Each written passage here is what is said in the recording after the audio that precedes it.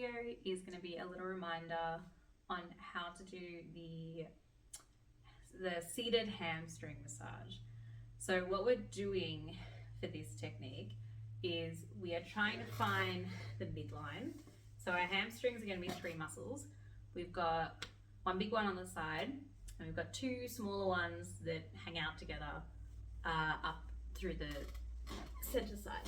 So, sorry about the squeaky chair. What we're trying to do is we are trying to identify the middle of those muscles. There'll be a midline, and it'll be pretty much right at the center of your thigh. First, to find it, we can just relax a hamstring. You can do the sitting in a chair, sitting on the floor. I'm going to take the tips of my fingers. So when I'm grabbing onto my muscle and I'm looking for the midline, I'm trying to use the tips of my fingers to kind of look for a ridge. Okay, so I'm looking for like a little dip in between my muscles. So have a little feel around. You can tense, relax a few times. Sometimes that helps. If you're really, really tight and stiff, you might find it really hard to find this line. And if that is the case, you can just kind of guess. But let's see if we can find it first. So it's a little bit easier to start closer to the back of the knee and then work your way up.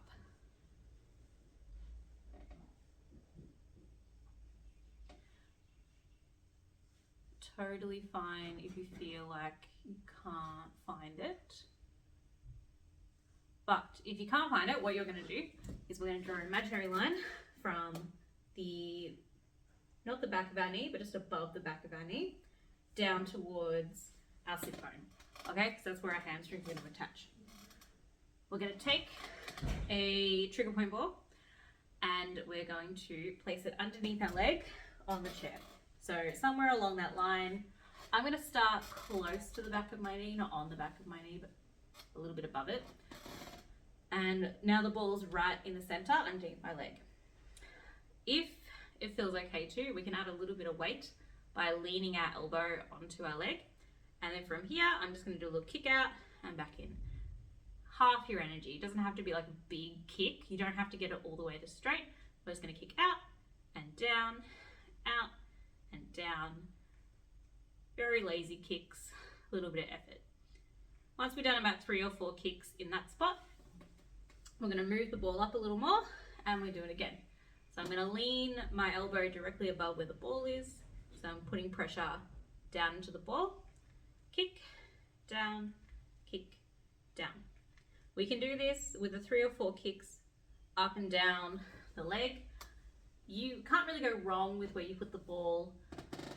Obviously we're not putting it in the back of our knee and we're not going to put it on our sit bone.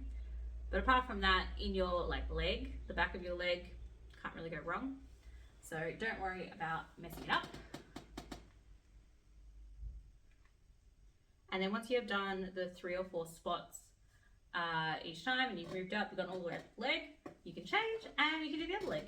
And then once you've done both legs, or maybe even when you've done one, have a stand up and lean over and see how it feels and see if you feel more flexible. Okay, so that was how to use a trigger point ball on your hamstrings, and hopefully that is a useful reminder, because this is a very good drill if you feel tight in your hamstrings or you just need a little bit more short-term flexibility.